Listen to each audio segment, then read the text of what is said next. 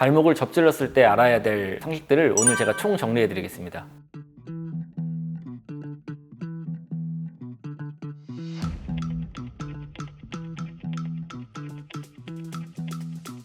안녕하십니까. 저는 서울본 정형외과의 임승빈 원장입니다.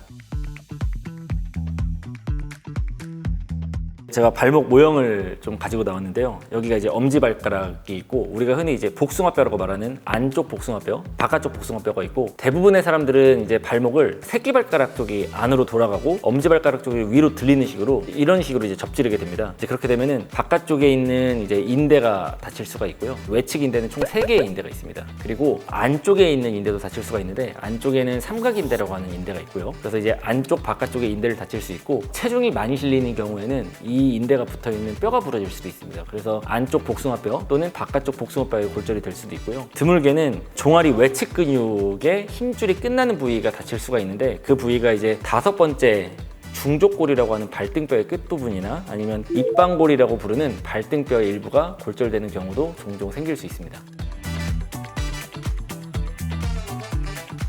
골절 여부를 확인하는 게 제일 중요합니다. 골절이 있으면 이제 즉각적인 수술이 필요할 수도 있기 때문에 꼭 필요한 검사는 엑스레이라고 보시면 되고요. 엑스레이는 골절 여부를 확인하는 척도로 쓰고, 이제 부하 검사라고 해서 인대가 완전히 끊어졌을 때 발목 관절이 얼마나 벌어지는지 뭐 이런 것도 좀 볼 수가 있고요. 자주 다치는 사람이라면 예전에 다쳤던 뼈 조각을 확인한다거나 지금 말씀드린 정도의 정보를 이제 확인할 수가 있습니다. 그리고 이제 보통 발목을 접지르게 되면은 인대를 제일 많이 다치기 때문에 엑스레이로는 인대를 볼 수 없다는 한계가 있고요. 이 인대를 보는 검사는 초음파 검사, 그리고 이제 그거보다 조금 더 정확한 검사는 이제 MRI라는 정밀 검사가 있겠습니다. 근데 이제 이런 검사들 당연히 하면은 좋지만, 저는 이제 제 진료실로 오시는 분들한테는 자주 다치는 게 아니라면 이런 검사들은 꼭 필요하지 않다고 설명을 드리는 편인데요. 초음파 검사를 하면 물론 인대가 얼마나 다쳤는지 어느 정도는 볼 수 있지만, 어차피 그거를 확인한다고 해서 치료가 달라지지 않거든요. 예를 들면은 발목 외측 전방 인대가 절반만 끊어졌든 아니면 전체가 다 끊어졌든 아니면 끊어지진 않고 조금 늘어만 났든 치료가 달라지지 않고 어차피 동일한 치료를 적용할 수 있기 때문에 굳이 추가적인 비용과 시간을 들여서 검사를 하지 말고 그냥 인대가 다쳤다고 가정하고 그에 맞는 치료할 것을 권해드리는 편입니다. 그래서 요약하면은 엑스레이는 꼭 필요한 검사이고, 거기에 추가적인 검사를 하고 싶다면 초음파 검사를 하시면 된다. 그리고 이제 그게 아니라 자주 접지르는 사람들이 수술적인 치료를 할 때는 MRI라고 하는 정밀 검사까지 필요할 수 있다. 이렇게 정리하시면 되겠습니다.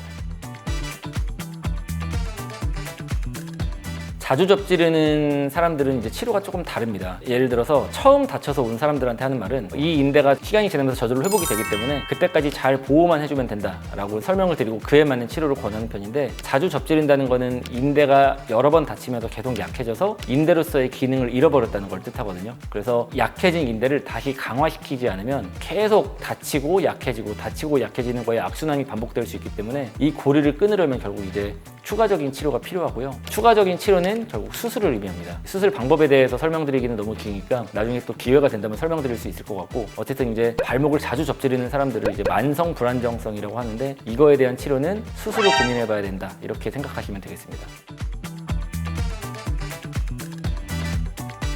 집에서 이제 할 수 있는 뭐 자가 치료법 또는 관리법에서 가장 중요한 거는 붓기를 빼는 거입니다. 발목이 인대가 다치면, 접질러서 인대가 다치거나 뼈에 금이 가거나 그러면 생각보다 많은 양의 피가 나고요. 그래서 처음에는 피가 나서 붓고, 그리고 나중에는 흉터가 생겨서 붓게 되는데, 이 붓기를 빼는 게 회복에 중요하기 때문에 그런 몇 가지 방법들이 있고요. 2가지 정도를 기억해 주시면 되는데, 첫 번째는 다친 다리를 높게 올려놓는 겁니다. 심장보다 높이 올려서 물이 위에서 아래로 흐르도록, 다친 부위에서 다시 심장으로 흘러내려가도록 한다고 생각하시면 되고요. 지금 저처럼 앉아있거나 아니면 서서 일상생활할 때는 심장보다 다리를 높이 올리는 게 불가능하거든요. 그래서 주로 이제 누워있을 때, 주무시거나 아니면 뭐 소파에 앉아서 쉰다거나 그럴 때 베개를 2-3개 정도 받쳐놔서 다리를 심장보다 높이 올려놓는 하지 거상법이 중요한 이제 자가 치료법이고요. 또 하나는 냉찜질입니다. 이제 주로 온도가 낮아지면 혈관이 수축돼서 붓기를 빼는 효과가 있는데, 그래서 이제 얼음팩 같은 걸 좀 자주자주 해준다던가 수건을 얼려서 그걸 이제 위에다가 올려놓는다던가, 이렇게 집에서 할 수 있는 간편한 몇 가지 방법들로 냉찜질을 해주는 게 붓기를 빼는